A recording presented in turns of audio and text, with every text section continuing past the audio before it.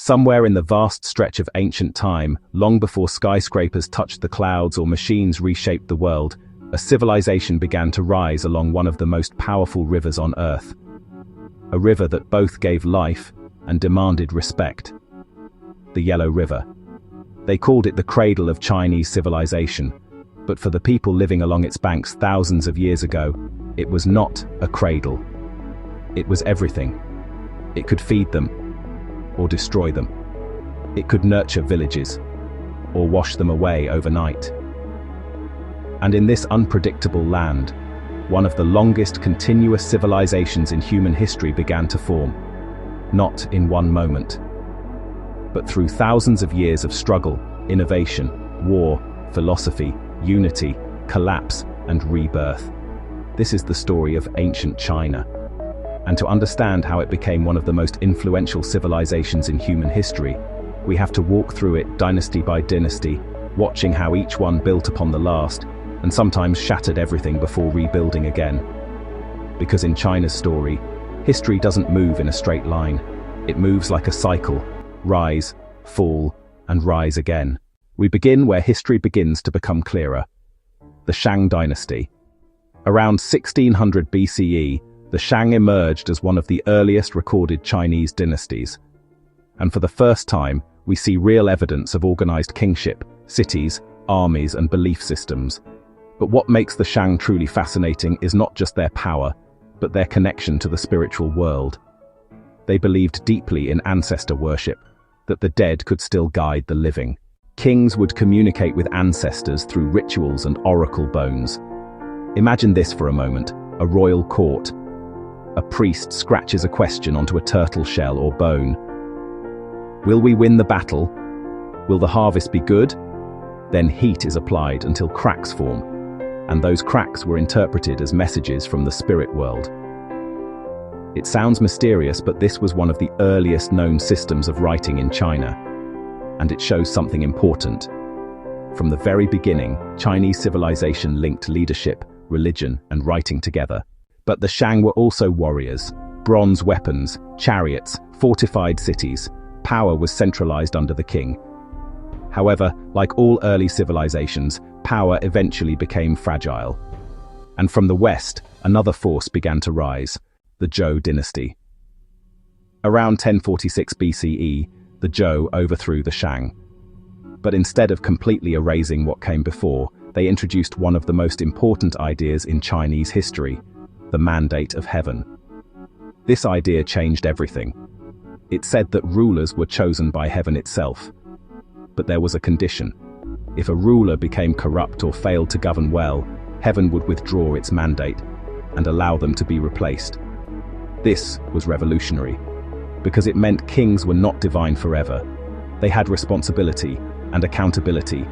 It also created a pattern that would repeat throughout Chinese history. When a dynasty became weak, it would fall, and a new one would rise, claiming the mandate of heaven. The Zhou dynasty itself eventually split into two major phases. First, the Western Zhou, a more stable period where the system worked relatively well. But over time, local lords gained power, and the central authority weakened. This led to the Eastern Zhou period, and within it, one of the most intellectually powerful eras in Chinese history. The Spring and Autumn period, followed by the Warring States period. And here, China was no longer unified. It was fragmented. Competing states, constant warfare, endless political struggle. But strangely, this chaos created something extraordinary. Ideas began to explode, because when societies are unstable, people start asking deeper questions. How should rulers govern? What makes a society stable? What is the meaning of life? This is where China's greatest philosophical traditions were born. Confucius taught about morality, respect, family, and proper conduct. He believed that society could be fixed not through force, but through virtue and education. At the same time, other philosophies emerged. Legalism argued the opposite, that humans are naturally selfish, and strong laws with strict punishments are necessary to maintain order. And Taoism offered a completely different path, that humans should live in harmony with nature, not control it. Think about this moment in history. Three completely different visions of how society should function, all emerging at the same time. It shows how crisis can create creativity. But while ideas were flourishing, war continued, until one state rose above all others, the Qin dynasty. In 221 BCE, Qin Shi Huang unified China for the first time. After centuries of conflict, the fractured states became one empire, and he did something unprecedented. He standardized writing, currency, weights, and measurements. He built roads and expanded infrastructure, and he began construction on what would eventually become the Great Wall. But his rule was also extremely strict. He followed legalist principles, heavy laws, harsh punishments, absolute control. And while he unified China, his methods created fear and resentment. So when he died, the dynasty collapsed quickly. But even though the Qin dynasty was short-lived, its impact was permanent. Because for the first time, China had experienced unity, and that idea would never disappear again. Next came the Han dynasty, and this is where Chinese civilization truly expanded its identity.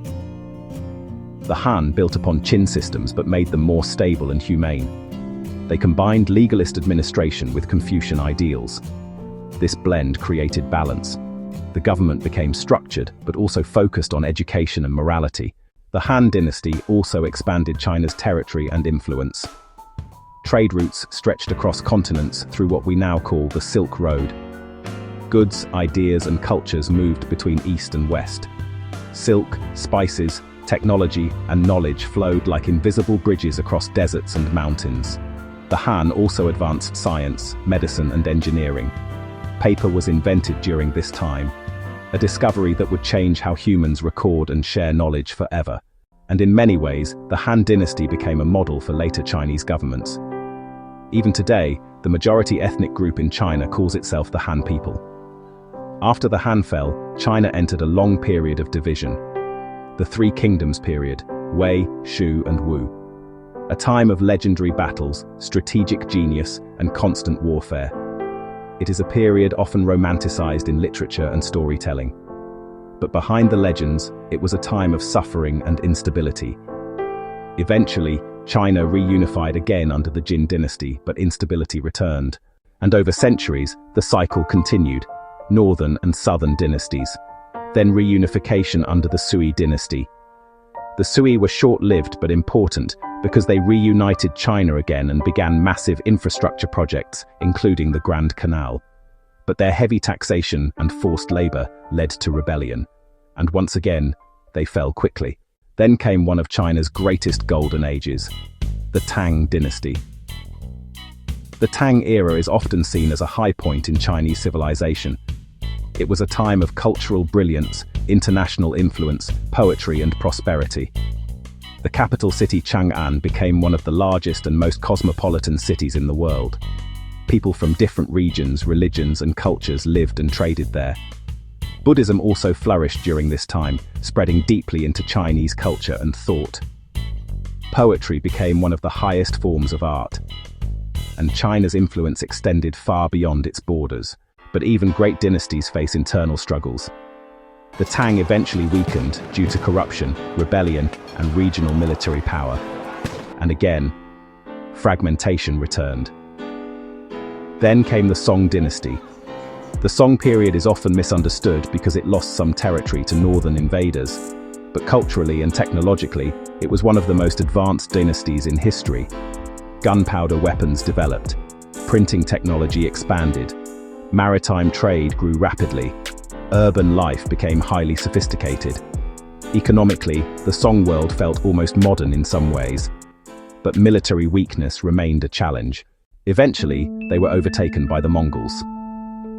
Led by Kublai Khan, the Yuan dynasty was established. For the first time, China was ruled by foreign conquerors on a large scale. But the Mongol Empire also connected China more directly to Eurasian trade networks. Still, resentment grew over time, and eventually rebellion rose again, leading to the Ming dynasty. The Ming restored Han Chinese rule and became known for strong central governance, naval exploration under Zheng He, and the rebuilding of the Great Wall as we know it today. Ming China also saw incredible craftsmanship, architecture, and global trade influence. But like all dynasties, internal corruption and external pressure eventually weakened it. And finally, the Qing dynasty rose. Founded by the Manchus, the Qing became the last imperial dynasty of China. They expanded China's territory to its greatest historical extent. But by the 19th century, pressure from internal unrest and foreign powers weakened the empire. And eventually, in 1912, the imperial system ended. Thousands of years of dynastic rule came to a close. But what remains is something far greater than any single dynasty. A continuous thread of civilization that survived war, philosophy, innovation, collapse, and rebirth. Because if you step back and look at the full story, ancient China was not just a series of dynasties. It was a living system of cycles. Each dynasty learned from the one before it. Each collapse created space for new ideas. Each era added something permanent to human civilization. So when we look at modern China today, or even the global world shaped by its inventions, philosophy, and trade, we are still seeing the echo of those ancient rivers, still feeling the impact of those dynasties, still living inside a story that never truly ended.